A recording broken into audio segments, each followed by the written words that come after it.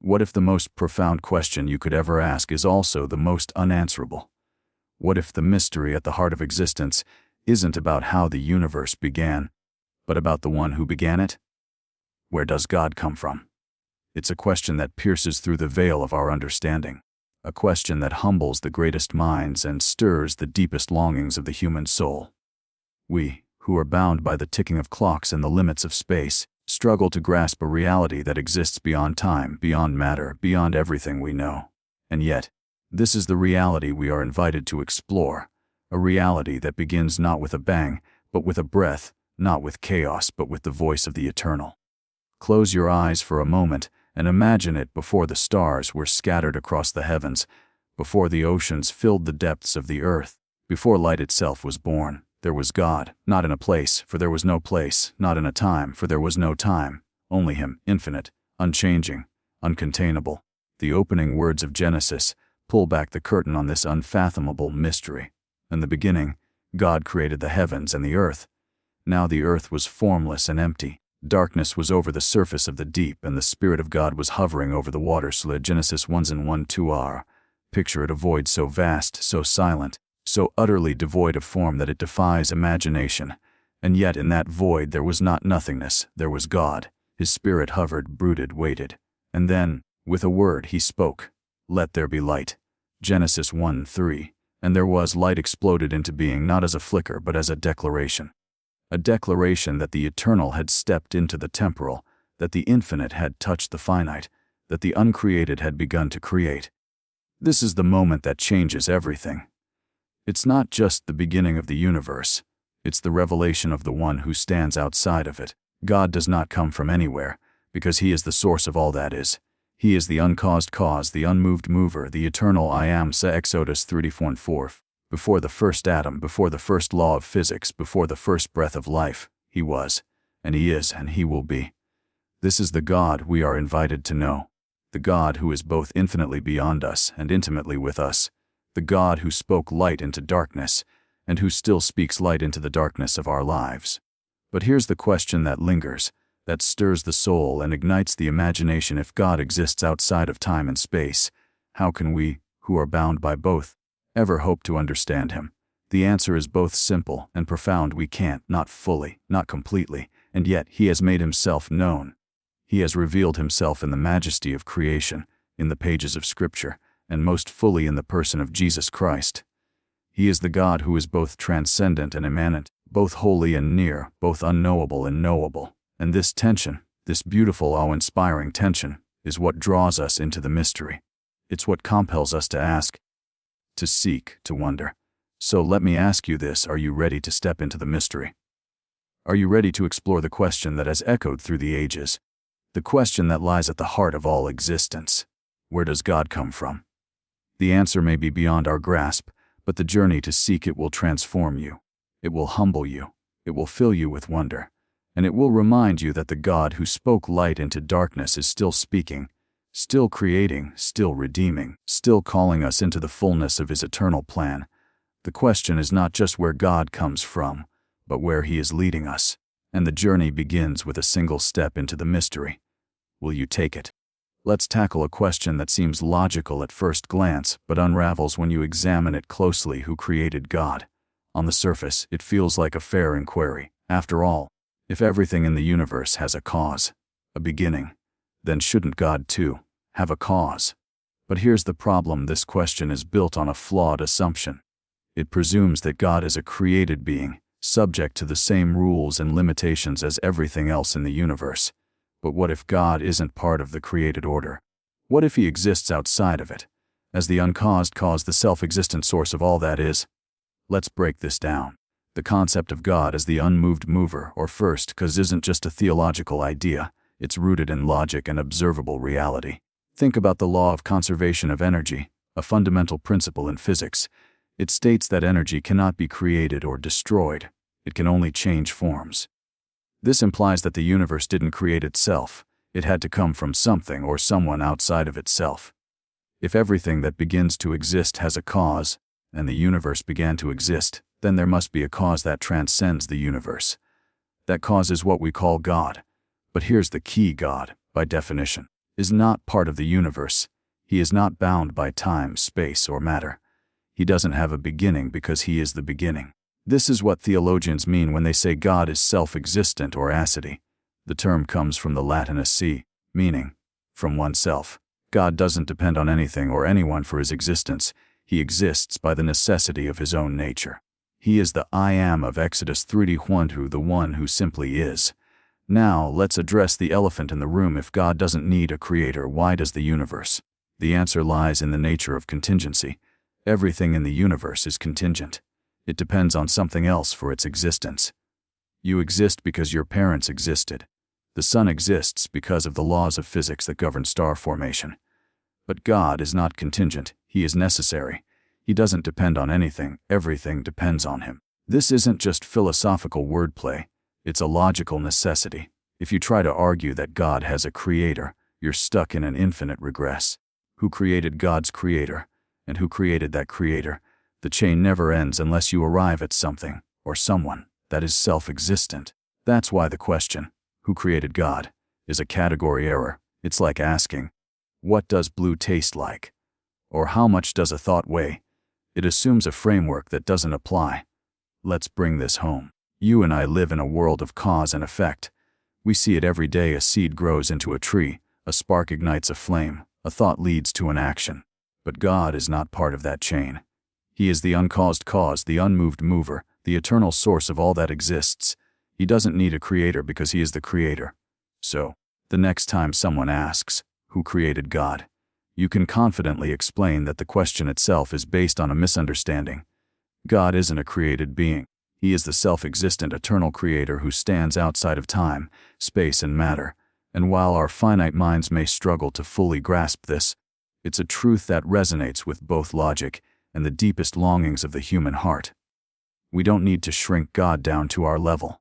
We need to let his infinite nature lift us to a higher understanding of reality. After all, if God could be fully explained, he wouldn't be God. Let's start with a simple but profound truth: nothing comes from nothing. This isn't just a philosophical statement, it's a scientific one. The idea that the universe could spontaneously create itself out of nothingness defies not only logic but also the fundamental laws of physics. To understand why, we need to look at the evidence, both from science and from the deeper questions it raises about the nature of reality. First, consider the Big Bang Theory, the most widely accepted explanation for the origin of the universe. According to this theory, the universe began as an infinitely dense, hot singularity approximately 13.8 billion years ago. From this point, it expanded rapidly, giving rise to the cosmos we see today. But here's the critical question. What caused the Big Bang? What existed before that singularity? Science tells us that all matter, energy, space, and time originated at the Big Bang. But it doesn't, and can't, explain what caused it. The laws of physics break down at the moment of the Big Bang, meaning that whatever caused it must exist outside of the physical universe. This leads us to the second law of thermodynamics, which states that in a closed system, entropy, or disorder, always increases over time. In other words, the universe is running down, moving from order to chaos. If the universe were eternal and self-existent, it would have already reached a state of maximum entropy, a state of complete disorder. But that's not what we observe. Instead, we see a universe that is finely tuned, ordered, and governed by precise physical laws. This suggests that the universe had a beginning, a moment when it was wound up and set into motion. And if it had a beginning, it must have had a beginner. Now, let's take this a step further. The fine-tuning of the universe is one of the most compelling pieces of evidence for a creator. The physical constants that govern the universe, such as the gravitational constant, the speed of light, and the strength of nuclear forces, are so precisely calibrated that even the slightest variation would make life impossible. For example, if the strong nuclear force were just 2% stronger or weaker, stars wouldn't be able to form the elements necessary for life. This level of precision points not to random chance but to intentional design. But let's not stop there. The existence of natural laws themselves is a profound mystery. Why does the universe operate according to consistent, mathematical principles? Why is it intelligible to the human mind? These questions point beyond the material world to a transcendent source of order and rationality. As Albert Einstein once said, The most incomprehensible thing about the universe is that it is comprehensible. Now, let's bring this back to the Bible. In Romans 1:20, Paul writes, "For since the creation of the world God's invisible qualities, his eternal power and divine nature, have been clearly seen, being understood from what has been made, so that people are without excuse." This verse reminds us that the universe itself is a testament to the existence of a creator. The order, complexity, and beauty we see in the cosmos are not accidents, they are reflections of the mind of God. Similarly, Psalm 19:1 declares, "The heavens declare the glory of God. The skies proclaim the work of his hands." When we look at the stars, when we study the laws of physics, when we marvel at the intricacy of life, we are not just seeing the results of random processes. We are seeing the fingerprints of a designer. So let's return to the original question: can the universe create itself from nothing? The answer is a resounding no. Nothing cannot produce something. Chaos cannot produce order. Randomness cannot produce fine-tuning. The existence of the universe, with all its complexity and precision, points to a cause that transcends it, a cause that is eternal, powerful, and intelligent. This is where science and theology converge. Science can tell us how the universe works, but it cannot tell us why it exists. That's where faith steps in. Faith doesn't contradict reason, it completes it. It takes us beyond the limits of human understanding to the source of all that is. So, the next time you look at the stars or ponder the mysteries of the cosmos, remember this: the universe is not a random accident. It is the handiwork of a creator who spoke it into existence, who set its laws in motion, and who sustains it by his power. And if the universe is this magnificent, how much more magnificent must its creator be? The evidence is all around us. The question is, will we have the humility to acknowledge it? Will we have the courage to follow the evidence where it leads? Because if we do, we'll find not just answers, but the author of all that exists. And that changes everything. You can't get something from nothing. It's a statement so simple, so obvious, that it feels almost childish to say it out loud. And yet, this basic truth lies at the heart of one of the most profound questions we can ask: how did the universe come to be? If we follow the evidence, both scientific and philosophical, we find that the universe cannot have created itself. It must have a cause, and that cause must be something beyond the physical, beyond time and space. Let's start with the law of causality, a principle so fundamental that it underpins all of science and human reasoning. Simply put, every effect has a cause. You don't get a tree without a seed, a fire without a spark, or a thought without a mind. This principle isn't just a human construct, it's woven into the fabric of reality, and when we apply it to the universe, we're faced with an inescapable conclusion: if the universe had a beginning, and all the evidence says it did, then it must have a cause. This brings us to the second law of thermodynamics, which states that in a closed system, entropy, or disorder, always increases over time. Think of it like a clock winding down. If the universe were eternal and self-sustaining, it would have already reached a state of maximum entropy, a state of complete disorder. But that's not what we observe. Instead, we see a universe that is finely tuned, ordered, and governed by precise physical laws. This tells us that the universe had a beginning, a moment when it was wound up and set into motion. And if it had a beginning, it must have had a beginner. Now, let's take this a step further. The Big Bang Theory, the most widely accepted explanation for the origin of the universe, tells us that all matter, energy, space, and time originated from an infinitely dense, hot singularity approximately 13.8 billion years ago. But here's the catch: the Big Bang doesn't explain what caused the singularity to exist in the first place. It doesn't explain where the laws of physics came from, or why they are so finely tuned to allow for life. In fact, the laws of physics break down at the moment of the Big Bang, meaning that whatever caused it must exist outside of the physical universe. This is where philosophy steps in. If the universe cannot create itself, if it cannot come from nothing, then its cause must be something beyond the material world.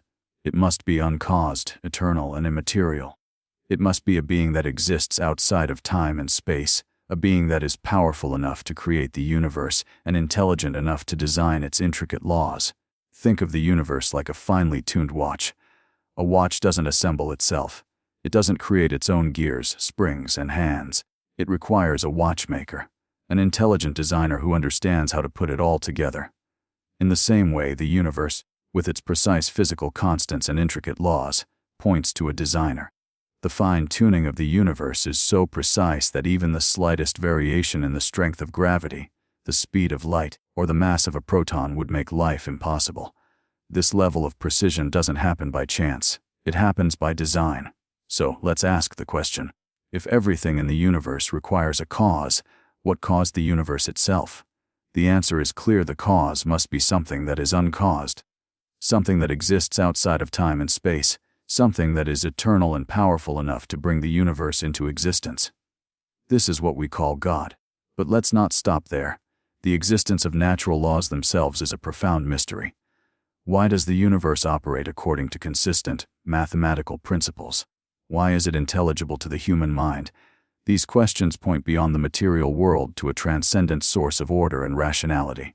As Albert Einstein once said, "The most incomprehensible thing about the universe is that it is comprehensible." So, the next time you look at the stars or ponder the mysteries of the cosmos, remember this: the universe is not a random accident. It is the handiwork of a creator who spoke it into existence, who set its laws in motion, and who sustains it by his power. And if the universe is this magnificent, how much more magnificent must its creator be? The evidence is all around us. The question is, will we have the humility to acknowledge it? Will we have the courage to follow the evidence where it leads? Because if we do, we'll find not just answers, but the author of all that exists. And that changes everything. So, let me leave you with this thought: if everything needs a cause, what must the first cause be? The answer is as profound as it is simple. The first cause must be uncaused, eternal, and beyond the limits of our understanding. It must be God. Let's get one thing straight: the question, who created God, is built on a flawed assumption. It's a question that sounds clever at first glance but collapses under the weight of its own logic. Why? Because it misunderstands the very nature of God. By definition, God is eternal. He has no beginning and no end. He is the uncaused cause, the unmoved mover, the necessary being who exists by his own nature. Asking, who created God, is like asking, how many corners does a circle have? The question itself is nonsensical because it contradicts the very definition of the thing it's trying to describe. A circle, by definition, has no corners. Similarly, God, by definition, has no creator. He is the source of all that exists, the ground of all being, the one who stands outside the chain of cause and effect. Think about it this way: everything in the universe is contingent. That means it depends on something else for its existence. You exist because your parents existed. The chair you're sitting on exists because someone built it. The stars exist because matter and energy coalesced under the laws of physics. But if everything were contingent, if every cause required a prior cause, we'd be stuck in an infinite regress, a never-ending chain of what caused what, with no ultimate explanation. And that's where the concept of God comes in. God is the necessary being, the one who doesn't depend on anything else for his existence. He is the uncaused cause, the starting point of all causality. As Aristotle argued, there must be a prime mover who sets everything in motion but is himself unmoved. Without such a being, nothing would exist. C.S. Lewis, in his classic work Mere Christianity, put it this way: if there was a controlling power outside the universe, it could not show itself to us as one of the facts inside the universe. No more than the architect of a house could actually be a wall or staircase or fireplace in that house. In other words, God isn't part of the system he created. He stands outside of it, the author of the story rather than a character within it. To ask, who created God, is to misunderstand this fundamental distinction. It's like asking, who wrote the author? The question doesn't make sense because the author, by definition, exists outside the story. Now, let's take this a step further. If everything in the universe requires a cause, then there must be something or someone that doesn't. Why? Because an infinite regress of causes is logically impossible. Imagine a train moving down a track. Each car is pulled by the one in front of it. But if the train has no engine, no first cause, it wouldn't move at all. In the same way, the universe requires a first cause, a starting point that doesn't itself need a cause. This is what theologians and philosophers call the uncaused cause, and it's precisely what the Bible describes when it says, "In the beginning, God created the heavens and the earth." Genesis 1:1. God isn't part of the chain, he's the one who set it in motion. But here's where it gets even more profound. God isn't just the uncaused cause, He's also the sustainer of all that exists. Colossians 1:17 tells us that, in Him all things hold together. This means that every moment of your existence, every breath you take, every beat of your heart, depends on God's ongoing power. He's not a distant watchmaker who wound up the universe and walked away. He's intimately involved in every detail of creation, and this changes everything. It means that the universe isn't a random accident, it's the deliberate work of a loving, all-powerful creator. So, let's circle back to the original question: who created God? The answer is simple: no one. God is the eternal, self-existent being who created everything else. He is the uncaused cause, the unmoved mover, the necessary being who stands outside of time, space, and matter. To ask, who created God, is to misunderstand His nature. It's like asking, what's north of the North Pole? The question doesn't make sense because it ignores the fundamental reality of what God is. And here's the challenge: if God is the uncaused cause, the source of all that exists, then what does that mean for you? It means that your existence isn't an accident. It means that the universe has a purpose, and so do you. It means that the God who created everything is also the God who loves you, who sustains you, and who invites you into a relationship with Him. The question isn't, who created God? The question is, will you acknowledge the God who created you? Because in the end, that's the only question that truly matters. Humanity has always thirsted for knowledge, but there are mysteries that can only be answered by faith. We are finite beings, bound by time, space, and the limits of our understanding, trying to grasp the infinite. The universe, as vast and awe-inspiring as it is, has a beginning and an end. But God, He stands outside of it all, uncreated, eternal, and unchanging. He is not confined by the ticking of clocks, the expanse of galaxies, or the laws of physics. He is the author, not the character, the painter, not the painting. Just as a novelist is not limited by the pages of the book he writes, God is not limited by the universe He created. He exists beyond it, before it, and after it. And while science can help us understand the how of the universe, only faith can help us understand the who behind it. We live in an age of unprecedented discovery. Telescopes peer into the farthest reaches of space, and microscopes reveal the intricate beauty of the smallest particles. Yet, for all our advancements, we still stumble over the simplest questions. Why is there something rather than nothing? What is the purpose of it all? These questions point us beyond the material, beyond the measurable, to a reality that transcends our understanding. God is not a puzzle to be solved or a hypothesis to be tested. He is the ground of all being, the uncaused cause, the eternal I Am. And while our minds may strain to comprehend Him, our hearts can sense His presence in the order of the cosmos, the beauty of creation, and the depth of our own longing for meaning. So instead of asking, who created God, a question that misunderstands His very nature, perhaps we should ask ourselves, are we willing to trust the one who created us? Are we ready to embrace the mystery of a God who is both immanent and transcendent, who is closer than our breath yet beyond our comprehension? There are questions that reason alone cannot answer, but the heart can feel. And perhaps, in the quiet moments of reflection, we can hear the whisper of eternity calling us home. The universe had a beginning, but God did not. It will have an end, but God will not. He is the Alpha and the Omega, the beginning and the end, the one who was, who is, and who is to come. And in Him we find not just answers, but a relationship, a chance to know the one who knows us fully, loves us deeply, and invites us into the eternal story He is writing. So, let us lay down our demand for finite explanations and open our hearts to the infinite. For in the end, faith is not the surrender of reason, but the fulfillment of it. And the greatest mystery of all is not how God exists, but that He invites us to exist with Him forever.